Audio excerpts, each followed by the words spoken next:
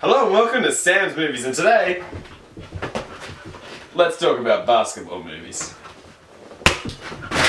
Oh shit! I mean, seriously, they are everywhere. Most are just cash-ins like Space Jam, and these are the films that are just made by money whore executives that have clearly based their movie's success on statistics, and they don't know what kids actually like, and they really have no idea of how to make a good movie, and they just focus on making wheelbarrows of money. And yeah, that basically, in a nutshell, is Like Mike. It really is a strange yet somewhat entertaining basketball movie that's mainly aimed at kids. So today we're gonna look at Like Mike and see why it's not as terrible as some of the other basketball movies, but it's not as good as it could have been. Get ready for that nerdy kid who's now really buff, and that other kid who's now a rapper, and, right.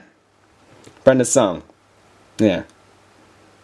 Run Like Mike! So basically I'm going to do a kind of different review today, as this movie is so straightforward, and it'll just be another 10 minutes on the ticker if I ran through the whole film from start to finish. So, let's get into it. The story basically revolves around an orphan named Calvin Cambridge, who gets tickets to a basketball game before he gets some lucky sneakers donated to him that just so happen to be formerly owned by, you guessed it, Michael Jordan. Lightning strikes the sneakers when they are thrown onto the power lines by the orphanage bully, and suddenly they become magic. So naturally, when the kid goes to the basketball game, just out of pure luck, he gets the chance to go one-on-one with a fictional basketballer. And of course, he's wearing the sneakers. And is it just me, or am I the only one who thinks that the fictional basketballer was put in because Michael Jordan couldn't be in the movie himself? Strange. Anyway, so he beats the basketball in the one-on-one after flying towards him. What? No, this isn't an incredibly unlikely story. This actually would happen. And then suddenly he's signed to the NBA just like that. Fast! The strange part is that Eugene Levy's character actually indicates that it's about making money. This is about making money. We've got to have money. There! Finally, a running joke for the show. The best I can do! Calvin starts winning all the games for the team and of course becomes a huge star. And then we get the sequences with the big star of the team, Tracy Reynolds, and Calvin sort of bonding, but Tracy doesn't initially like him. It's strange. The villain of the movie is, strangely enough, Crispin Glover from Back to the Future, who does everything in his power to stop Calvin from being adopted so he can continue to profit out of his success. You leave her alone. I sometimes feel like this movie's a fan fiction, that if George McFly never married Lorraine, and Biff kept bullying him, and Biff married Lorraine, and this is what George McFly turned out as.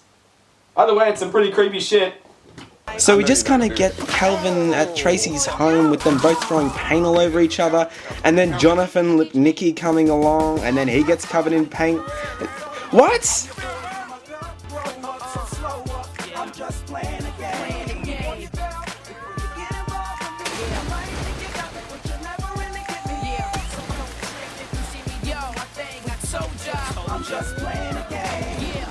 They're just filling up 1 hour and 30 minutes of anything they can squeeze in, which is just a complete waste. Give us a proper story, you damn movie! So the movie, after going through plot problems like the team losing, eventually reaches its climax with Calvin getting Michael Jordan's sneakers back after they were stolen by Crispin Glover. I'm gonna get you, Calvin! I'm gonna get you! This my shit. All the girls that be like this. Excuse me.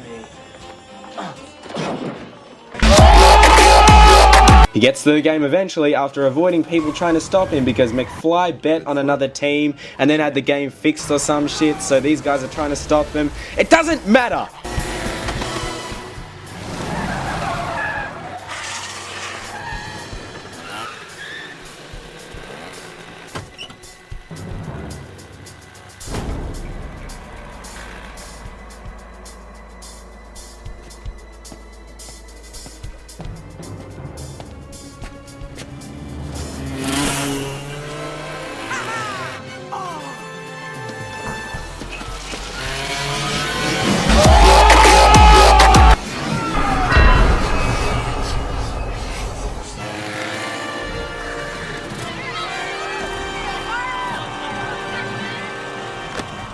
But just as Calvin gets into his stadium, he stops by McFly, oh no, standing there, and the camera zooms in on him while he delivers his evil line. Your game is over.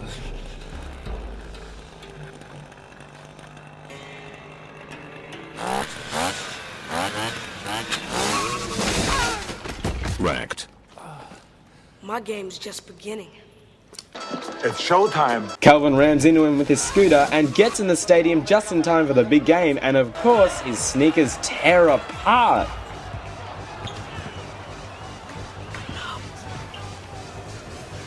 What's the matter? I'm done, Trace. What do you mean? It really wasn't me that was playing. It was the sneakers. Tracy, the sneakers were magic. Now they're gone. But just because the magic was inside him all along, he passes the ball to Tracy just in time for him to shoot the winning goal and the team make the playoffs.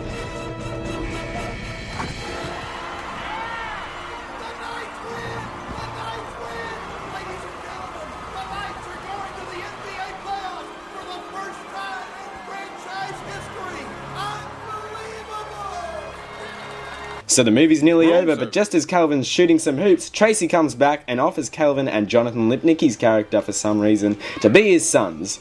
Mark, we're going home. Here.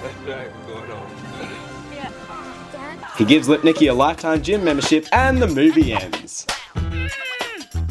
Phew, thank God I got through that one fast. I just can't stand basketball movie cash-ins. I just can't stand basketball movie cash-ins. But I mean, this one wasn't that bad. It's worth a watch even. In fact, if you're in the mood, go out and watch it.